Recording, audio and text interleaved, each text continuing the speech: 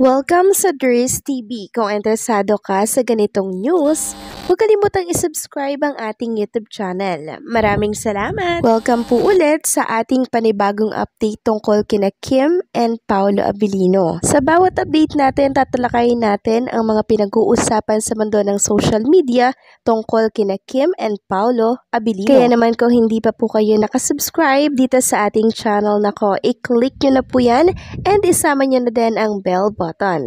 So ayan, welcome back again sa ating YouTube channel mga kakimpaw, and sa update natin ito ang pag-uusapan natin ay tungkol sa mga importanteng kaganapan kina Kim and Paolo Abilino. So kanina po wala sa It's Showtime, 'di ba, si Chinita Princess.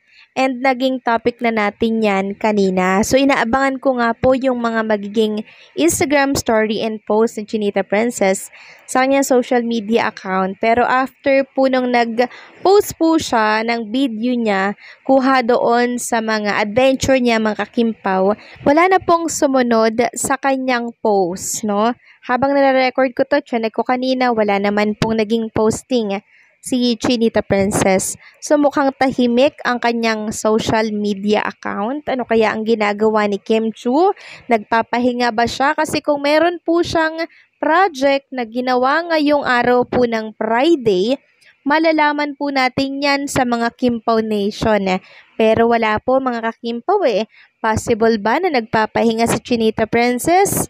Okay lang ba siya? Ganyan po ang katanungan ng mga Kimpaw Nation pag hindi po nakikita si Chinita Princess at nananahimik po siya. So siguro pahinga nga siya ngayong araw po ng Friday mga kakimpaw. Hanggang sa meron nga tayong nakita na picture ni Kim Chiu kasama nga po etong Tanduay family. Hindi ko alam kung updated po ang picture na to mga kakimpaw, dahil sanay naman pong mag-post si Chinita Princess at ang ibang mga fans ng late post, diba? Hindi naman ora-orada ay naipopost sila. Halimbawa, nangyari ngayon, hindi naman agad-agad maipopost yun ngayon din, diba? So, siguro kinabukasan pa yun maipopost. Kaya hindi natin masabi kung updated ba tong nakita nating picture ni Chinita Princess kasama ang Tanduay family.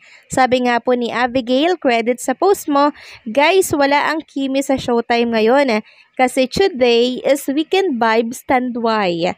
Miss you na agad, Kimi. So, ito nga kaya ang dahilan kaya wala siya sa It's Showtime. Updated nga kaya ang naging picture na to. Well, malalaman din natin yan sa mga susunod po na post ni Chinita Princess kung ito ba ay ngayong araw.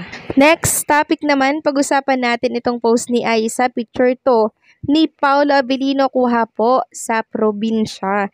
And may caption ito na sana makita ka namin sa Wednesday sa It's Showtime. So next week yon mga kakimpaw, June 18, unang pasabog ng Kimpaw.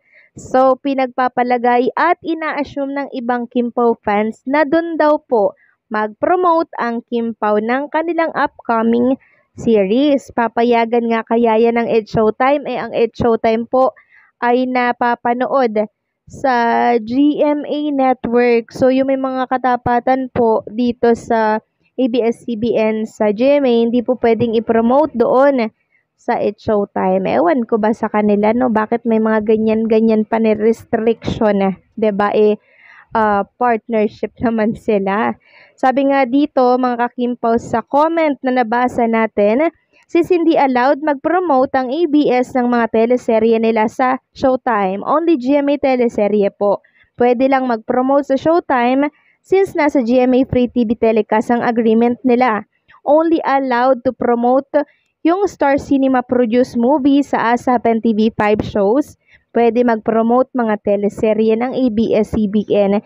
So nakakalungkot lang, 'di ba, na hindi pwedeng i-promote ng ABS-CBN yung sarili nilang mga programa.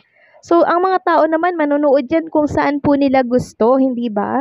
Kaya i-promote man yan sa It's Showtime or hindi, tao pa din at ang magde-decide kung saan sila manunood. Sana walang mga restriction, 'di ba? Nakakaloka lang. Kaya madalas po yung mga ABS-CBN star, yung mga napapanood sa TV5, nagpo-promote sila ay sa Itbulaga po, mga ka-Kimpaw, no? Sa katapatan po na programa ng It's Showtime. Pero tignan pa din natin mga ka-Kimpaw kung pwede ba siyang makapag-promote doon. Di pa naman natin kasi alam kung saan ba ito mapapanood. Sa Kapamilya Channel ba? Or sa TV5? 'Di ba? Or saan ba to? Di pa naman natin kasi alam kasi pag nalaman na natin na sa TV5 to or sa ABS-CBN, matik na hindi talaga sila makakapag-promote sa kanilang noontime show. So kung di man sila makapag-promote, sana mag-guesting na lang si Paulo Abilino, 'di ba, dito po sa programang It's Showtime dahil marami din po ang nag-aantay sa kanya na Kimpaw Nation na mapanood po siya sa It's Showtime. Lalo na yung may mga Kimpaw fans sa loob ng It's Showtime, 'di ba? Ang dami pong pa-banner diyan.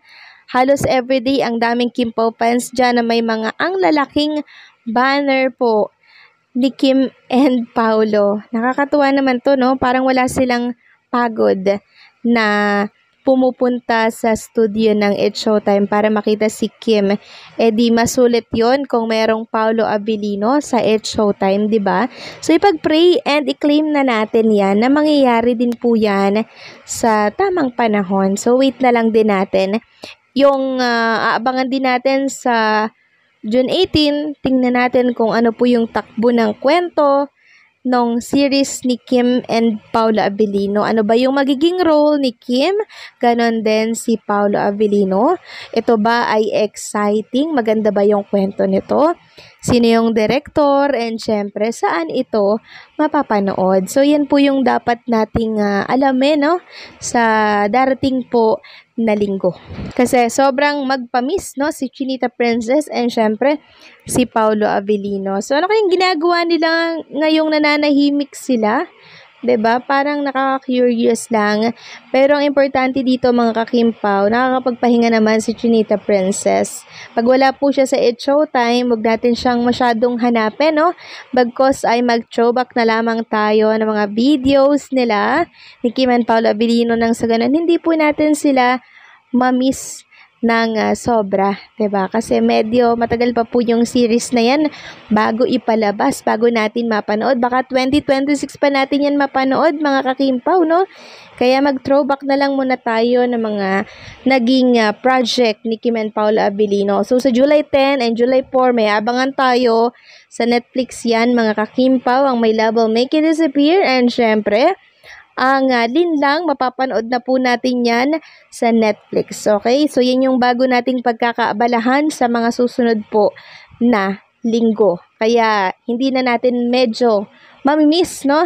Si Chinita and Paulo Abilino. So, anong say nyo dito, mga kakimpaw? Please comment down below. So, paano? Hanggang dito na lamang po ang update natin. Maraming salamat sa patuloy na pagsuporta.